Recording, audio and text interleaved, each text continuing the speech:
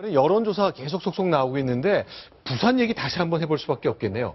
새누리당 다 17곳 모두 이기겠다고 기염을 토했습니다만 쉽지 않을 것 같아 보이는데요. 자, 일단 그동안 여론조사가 있었던 지역에 대한 얘기를 좀 해보겠습니다. 자, 심 기자. 네.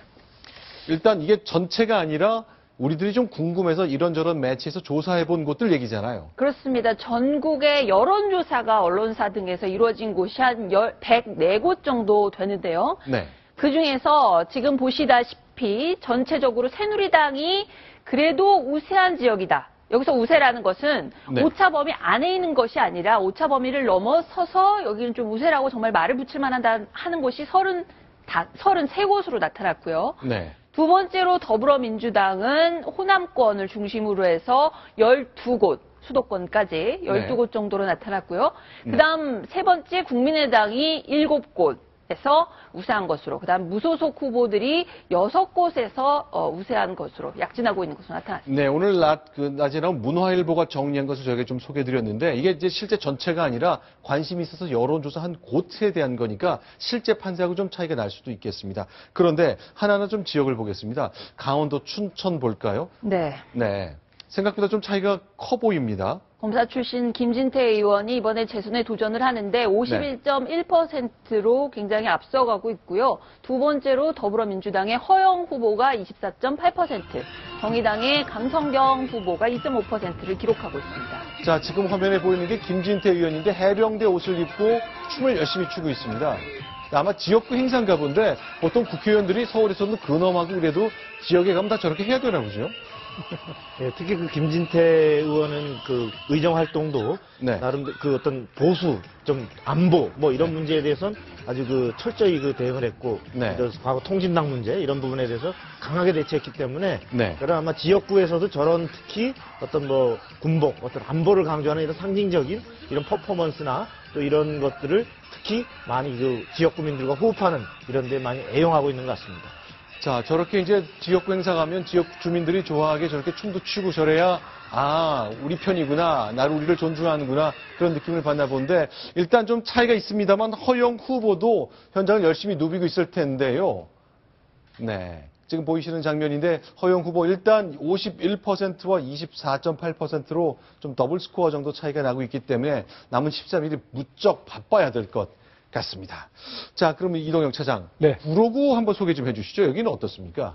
예, 구로구에는 더민주당의 박영선 후보가 우세를 보이고 있는데요. 네. 강효식 후보도 예상 밖으로 선전을 해서 지금 많이 따라잡았다는 그런 그래프로 확인하실 수가 있겠습니다. 네. 자, 사실 뭐 일단 압도적으로 응답률이, 압도적으로 박영선 후보가 우세할 것이다라고 다들 예상을 했는데 네. 그런 거에 비하면 강효식 후보가 상당히 선전을 하고 있다라고 보여집니다. 네, 야권표가 좀 분열됐기 때문에 일단 정찬택 국민의당 후보가 9.8%를 얻고 있거든요.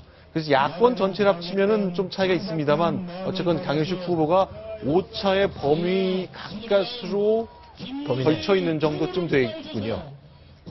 자, 지금 보시는 분 강효식 후보입니다.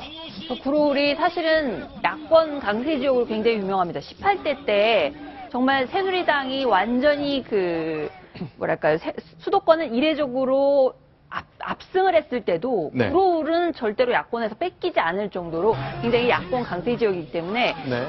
이번에 새누리당 후보가 얼마까지 올라갈지 네. 정말 주목되는 부분입니다. 자, 종로로 가볼까요? 네, 종로에는 오세훈 후보가 48.6%, 그다음 더민주의 정세균 의원이 37.3%를 기록하고 있고요. 네. 세 번째는 국민의당 박태순 후보, 그다음에 정의당 윤공규 후보가 0.3%를 기록을 하고 있습니다. 네, 지금 오늘 오전에 종로와 중구 성동을 후보들 두 사람, 오세훈, 지상욱 두 후보가 합동 연설을 하고 유세를 하고 있는 장면 볼 수 있습니다. 자, 그러면 이번에 부산 가보겠는데요. 자, 이것 때문에 그렇습니다. 자, 친노의 핵심이라고 흔히 불리는 부산의 최인호 후보가 이건 뭐 박빙이라고 봐야 되겠네요. 부산 사갑은. 아주 접전이죠. 이 사갑을 해서 네. 전체적으로 이른바 낙동강 벨트, 네. 어떤 그 야권이 부산에서 상대적으로 나름 선전하는 지역들인데, 네. 여기에서 지금 저 정도면 굉장히 어떤 접전, 아주 근접한 네. 승부를 벌이고 있다라고 볼 수 있는데, 네. 이게 또 조사 기관마다 특히 약간 또 어디는 약간 이쪽 후보가 앞서고 서로 바뀌기도 합니다. 네. 그만큼 혼전이라는 거죠. 그렇죠. 또 하나 좀 소개해드리자면요. 김척수 최인호 후보뿐만 아니라 며칠 전에 그 부산의 강동 강서갑인가요? 예. 북강. 네, 거기 이제 지지 여론조사 기관에 따라 결과가 좀 많이 뒤바뀌고 그러네요. 네. 북강서갑의 경우는 우리가 그 며칠 전에 부산일보에서 나온 조사로는 의외로 박민식 그 새누리당 후보가 네. 그 야권의 그 더민주 전재수 후보한테 그때 상당히 13%포인트 가까이 이렇게 지는 걸로 그렇죠. 이렇게 나왔었는데 네. 이거 오늘 나온 지금 이 국제신문의 조사는 정반대로 박민식 후보가 10%포인트 이상으로 이기는 이렇게 나왔기 때문에 네. 그만큼 이 지금 치열하게 사실은 어떤 그 혼전을 겪고 있다 이렇게 봐야 될 것 같습니다. 자, 그러니까 저 여론조사 방법에 따라서 저 ARS라 그래서 이제 기계가 전화 걸어서 기계음으로 묻는 방식이 있고 또 이제 면접 조사원을 고용해서 직접 사람이 거는 경우가 있고 네. 또 이런 조사 방법에 따라서 참 차이가 큰 것 같아요. 그렇습니다. 오늘 나온 저 조사는 국제신문 조사는 전화 면접 조사로 네. 전화 면접 조사고 요전에 나온 부산일보 조사는 네. ARS 방식입니다. 자, 그러면요. 이건 어떻습니까?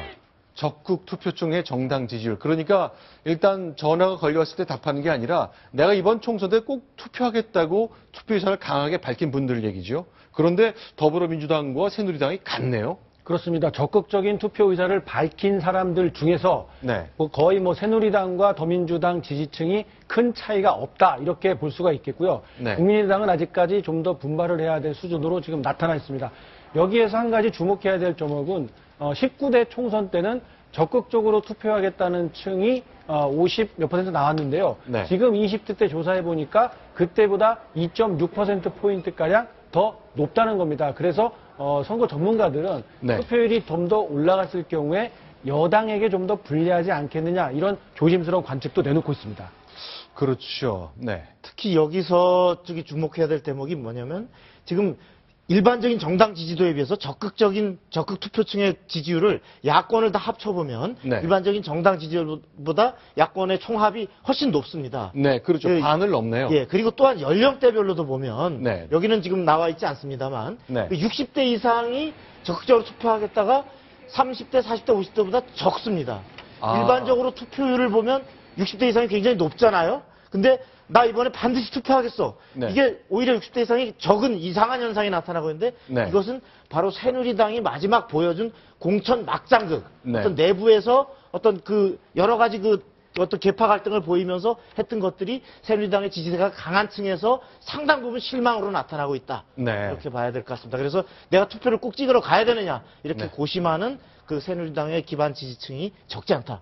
이런 수치로 봐야 됩니다. 근데 예전에 이제 고령층이 투표를 더 많이 했기 때문에 보통 여론조사 전문가들은 여당과 야당의 여론조사 지지율이 같다면 여당이 이긴다고 얘기를 했거든요. 이번엔 정반대로 여론조사가 같아도 여당이 질 가능성이 거론되는 어쩌면 보기 드문 선거가 될 가능성. 그 결과는 이제 가봐야 알겠습니다만 그런 걸 예상하는 상황으로 가고 있습니다.